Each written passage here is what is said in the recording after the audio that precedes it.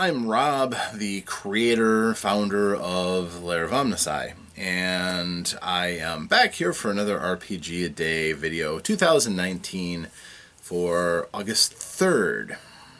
Today's topic is engage. How I'm going to take my spin on that is to treat it as if I was asked, how do you inspire engagement? Engagement is kind of a fun word because it means, different things depending on the context, but engagement to me means how do you get people to latch on to what you're putting out, and get them excited and want to participate.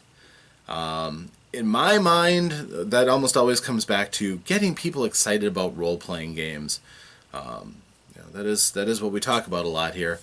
And the way that I do it mostly is by going out and playing and running games. I think that's important to act as ambassadors for the hobby if you really are passionate about it.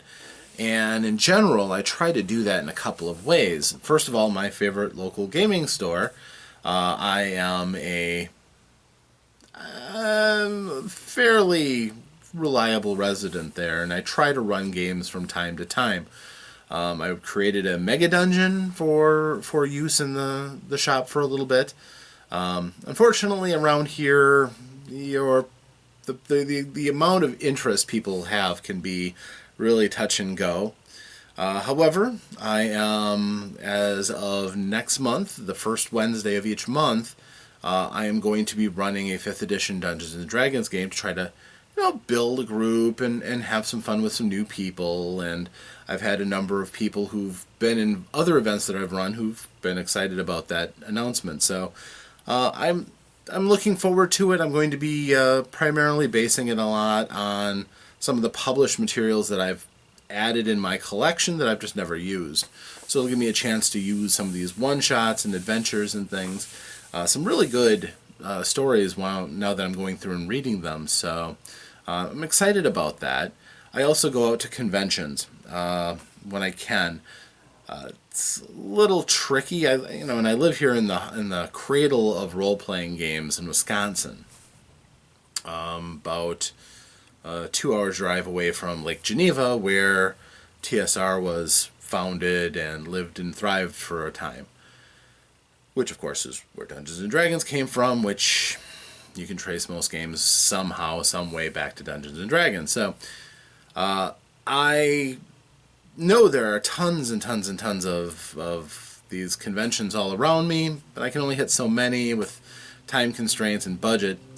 So, the convention I try to go to is Gamehole Con, which is in Madison, Wisconsin, the capital.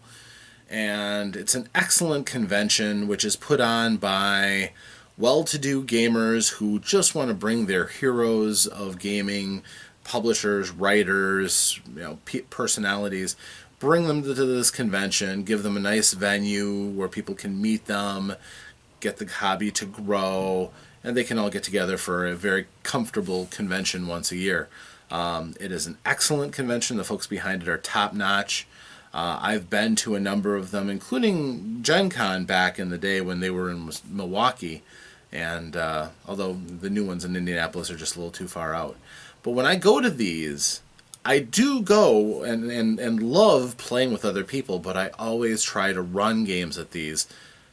Firstly, many of these conventions have discounts on your badge to get in if you run games and you help to grow out their convention, which is nice. But secondly, it's to perform, to show people my way that I run games, and hopefully that excites their imagination. Hopefully we tell a good story, make new friends, and as a game master, I'm most comfortable behind a screen telling a story, because I have lots of stories, and it's always going to be something that I created myself, which makes it a little special. Those people who come to my table when I'm doing a role-playing game that I created, an adventure that I've run, it's personal. It's something that's not going to be shared with other people. I've run Against the Gnomes, which was a play against the Giants, the adventure series for Dungeons and Dragons, that when 4th edition came out and gnomes were left out of the player races at first, I came up with an adventure where they got angry and decided they were going to attack everybody. It was fun. It was a parody game. I created my own classes for that too, so that was fun.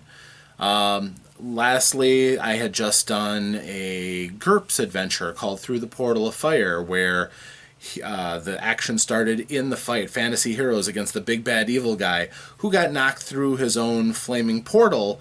The heroes realized that he wasn't dead, went through the portal, and found themselves in Southern California outside of a high school that conveniently was starting to suffer from a zombie attack.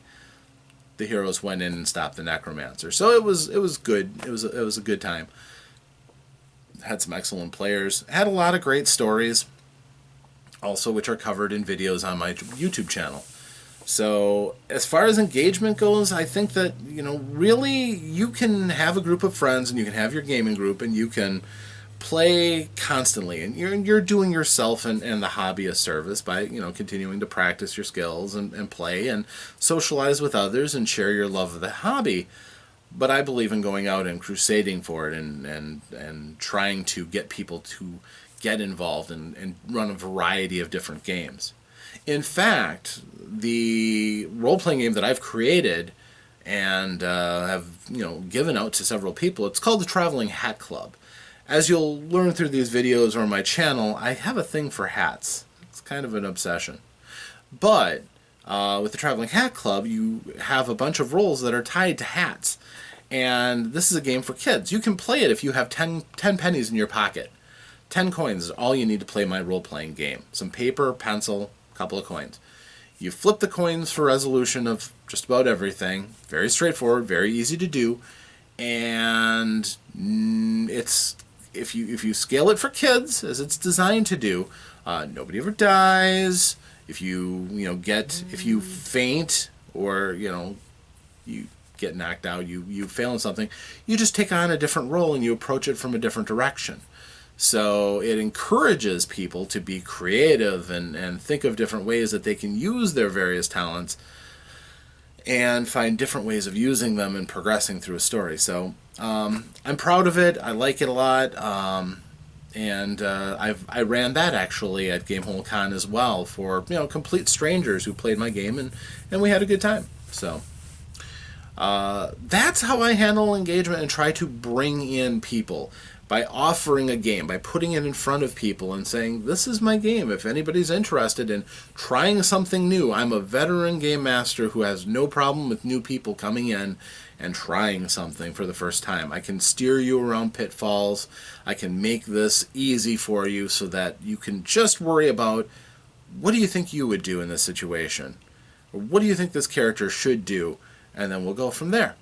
So we have a lot of fun with these kind of things, so yeah. I always love getting more engaged and more people latched into the hobby and enjoying the game, and sometimes in different ways than they're used to, through these different things that I've been trying to do for years. So that's my answer to this question. I do like the engagement when I can get it. So hopefully this video helps to get you engaged and excited, and check out all the other RPGaDay videos that are going out today. There are certainly people who are going to be taking on completely different angles on this topic. So this one and the next topic, which is share, could really generate a lot of fun stuff. So thank you for watching, and I'm Rob, here once more out of the lair of OmnusI, and I will see you the next time I crawl in front of the internet to make one of these videos. Thank you, and farewell.